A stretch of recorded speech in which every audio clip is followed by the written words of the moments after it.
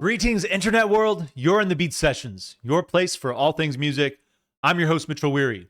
Let's talk about the Lemonheads and their record, Love Chant. They released that on October 24th. This is studio album number 11 for the Evan Dando led outfit and their follow-up to 2019's Varjans 2, an album of covers that was preceded by Varjans in 2009. Love Chant is actually the first record of original material from the band since their 2006 eponymous record, and its release is also accompanied by a memoir entitled Rumors of My Demise, which I can't wait to read. No doubt that it's filled with wild stories and perspectives that I hope elicit a sense of empathy for one of the most authentic but lamentably self-deprecating and off-kilter musicians in the modern music landscape. I believed the Lemonheads were done. 2 cover albums over a 2-decade span from a guy with a notorious record of substance abuse just reeks of an attempt to make a quick buck. He even alluded to this 5 years ago when he told the press he was writing the memoir to get a little money. And that might be true, but the snarky insouciance of that response is what's at the heart of his punk rock ethos. His story is captivating. A tragically flawed hero who is more than aware of those flaws, but finds no meaning or windfall in abstaining or acknowledging any sense of culpability. We're all free to live our own lives, and oftentimes people require lessons that are learned the hard way to wake up to the realities of life. He climbed back, and I, for one, am happy to celebrate his return. I don't think he's fully recovered, but frankly, are any of us? I don't think that's necessarily what it's about. Life is a day-to-day battle, and I think that getting back into this creative headspace is one of the biggest steps he can take to keep the fabric of his life from unraveling. Evan resides in Brazil these days, where much of this album was recorded, and I think his new surroundings are a major factor in keeping his headspace grounded in some sense of peace of mind. Love Chant is a record that taps into the familiar stylings that put this band on the map, while also incorporating the wisdom attained from many years of a bleak life that descended into chaos and despondency, but that also found a way to right the ship.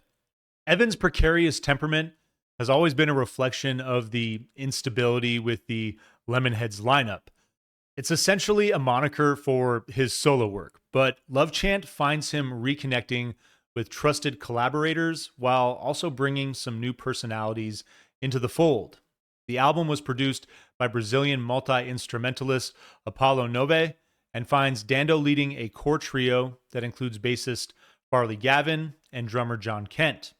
It also includes contributions from the likes of Jay Mascis, Juliana Hatfield, John Strum, and producer Bryce Goggin. Evan penned the album with co-writers Marciana Jones and Tom Morgan, and even Adam Green shows up to help co-write the Trogs-inspired Wild Thing. What I love about the record is its sonic familiarity. Evan and company navigate 11 tracks that weave through influences of breezy 70s folk and rock, sludgy grunge, and jaunty garage sounds, along with bits of blues, country, and even a touch of new wave. All of this rests on a sturdy punk rock foundation that finds him opening up to some post-punk at times as well, and all while embodying that classic 90s slacker alternative sound. There are lots of structural surprises too, moments where a song will make a seismic jump into a different genre, like the track Be In and Cell Phone Blues, or drift into a meditative instrumental coda like Togetherness Is All I'm After, or the title track. I really enjoy Evan's voice here as well. It's rugged and worn, and it feels like looking at your older self in the mirror.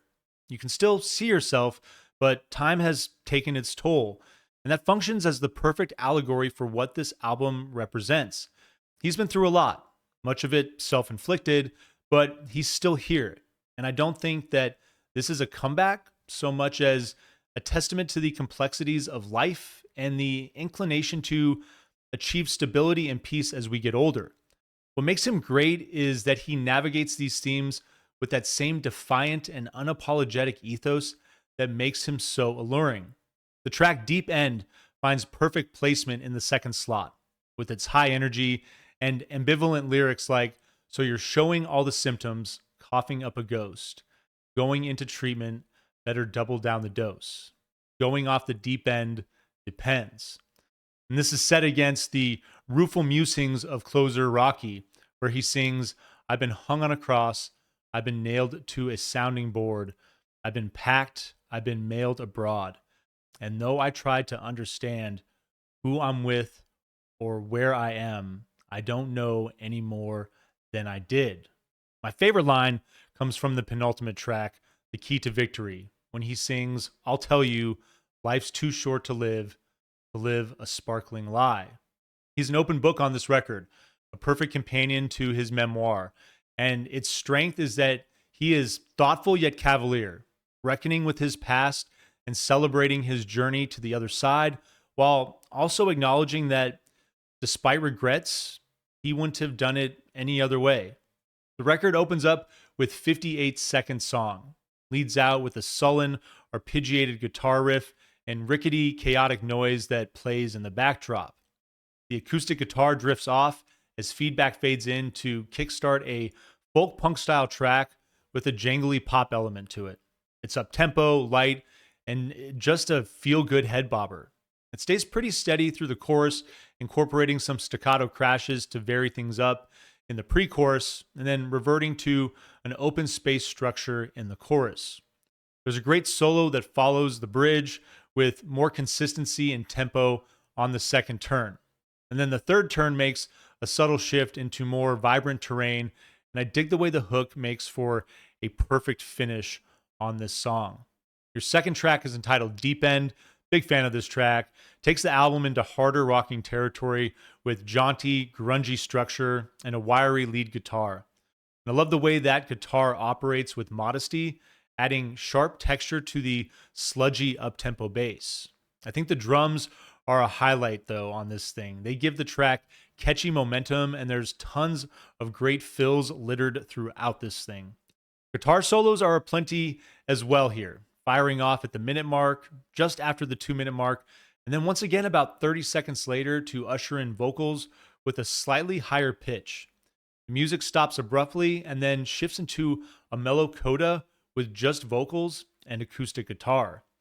Your third track is entitled In the Margin, so definitely another highlight too. Opens with a grinding, jaunty riff that is somewhat sinister, along with rolling drums. Everything settles for a second before the vocals bring a moody track that finds great equilibrium between grunge and power pop. It's that sound that just made 90s alternative so legendary. It's breezy, and there are great harmonies that periodically give the track a boost and enhance the dark mood. And I dig the way the hook mixes things up with an ascending and descending scale that does a rapid shuffle and jars the listener to a degree. There's a sinewy solo around the minute and 20-second mark, finishing with another turn of the hook and leading into a second solo that fades to finish.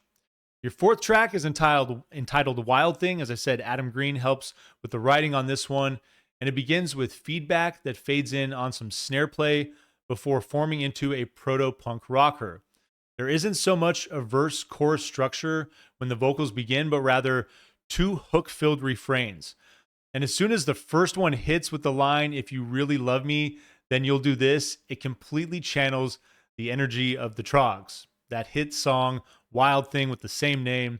The second refrain shifts into lighter textures, with the acoustic guitar becoming much more prominent. Evan's vocal pitch rises after the first turn of each refrain, creating more intensity as the track navigates a second turn that leads into a guitar solo just before the 2-minute mark. The coda utilizes the first refrain to close things out on a nice heavy note, and it's such a catchy song. Your fifth track is entitled Be In. Mellows things out a bit with a catchy groove that's a bit funky as well. Subdued lead guitar works playfully in the intro before the vocals kick in, and the verses maintain a traditional rock structure with the acoustic guitar providing the rhythm and imparting a weightless contrast that taps into a bit of alternative country energy. The lead guitar works back in on a great hook in The Organ Grinder Wants a Monkey, working for a few measures before this thing spontaneously goes full-blown punk for about 30 seconds. then followed by another transition into alt rock with a guitar solo that utilizes a wah pedal. The coda feels like a solid combination of all three of those segments coming together. It's really well done. Your sixth track is entitled Cell Phone Blues. I've got those two, no doubt. Great energy to open this one up, led by jaunty rhythm and layers of acoustic and electric guitar. The verses maintain this feel with additional electric guitar working in to add depth. The chorus features a great call and response structure where Evan sings a hook built on the title and the electric guitar responds. It's a stellar combination of 90s alt mixed with a bit of alternative country and garage rock that's just pretty damn catchy. Everything drops just after the halfway point, except a dope little bass lick that ushers in a full blown punk jam for about a minute. And then the coda transitions into a minimal, folky, instrumental affair to finish. Your seventh track is entitled Togetherness is All I'm After. A couple of drum strikes with ominous texture open a track with chunky, distorted guitars and massive rolling drums that take an unexpected shift into a mellow groove, led by steely, arpeggiated guitar that has this rough shimmer to it. The guitar continues to work in and out around the vocals and totally steals the spotlight when the vocals are absent. The strategy of life is that it's gone before you know it. I love that line. You get a big drum roll, spearheads the transition into a brief solo before the song enjoys one more go at the chorus and a second solo to finish. Your eighth track is entitled Marauders. Picks the pace back up with urgent rhythm, shuffling guitars, and a fuzzy bass element that all kind of gives this one a funky new wave feel. Evan's vocals are delivered in a deep tone that makes me think of kind of like a classic jazz crooner enjoying residency at Vegas. There's a great little instrumental pre-chorus that features some funk and a bass lick that is just spot on, and light tremolo rhythm guitar that transcends genre. The song reverts to a similar form for the chorus, with a hook built on the title and layered vocals that boost the melody behind it. The second pre-chorus is much more interesting, playing with this kind of horror aesthetic with the song's different layers and reverting back to the jovial feel for the chorus. The song moves into a solo right around the 3-minute mark and into a somewhat silly horn-driven refrain that closes this one out. Your ninth track is your title track, Love Chant, driving rhythm with a big thump in the bass tone, and this one just comes out with immediacy. The guitar takes a back seat, playing a rhythmic roll while nestling into the mix to allow the vocals to stand out, and a haunting refrain of Tell 'em the Way that's boosted with lighter female harmonies. The song lulls the listener before startling them awake with the chorus, building a simple hook off the tension developed in the verses. The second verse incorporates a couple more instrumental layers and then transitions into a solo before finishing with a brief turn of the hook and an instrumental coda that features the female backing vocals right at the finish of the track. Your 10th song is entitled The Key of Victory. Layers of acoustic guitar open your penultimate track briefly before Evan's gruff vocals work in. There's arpeggiated and tremolo play with all of those layers, along with subtle world percussion as well. It remains pretty steady from a sonic standpoint, but I love the uplifting nature of the track that focuses on the beautiful lyrics. Those guitars capture the sounds of his new home in Brazil, and they feel like staring at a sunset or watching a gentle, steady rainfall on a lazy Sunday afternoon. They're just perfect. It all comes together perfect. Then your 11th and final track is entitled Rocky. The final track picks things up with searing guitar crashes and some classic rock and roll energy. The rhythm is jolty, giving the track a hypnotic groove that takes a big boost in energy with staccato guitars that have this metallic shuffling quality. The track hits a solo at about the halfway mark, taking the song into somewhat psychedelic territory for a bit, but it makes a jarring shift out of it back into the high energy segment of the song. And then to finish, it's going to kind of just mellow and simmer and fizzle out. I think the challenge that always loomed was the gravity of the impact that this record would have. I think many of us have encountered people like Evan throughout our lives, incredible people that are difficult to love.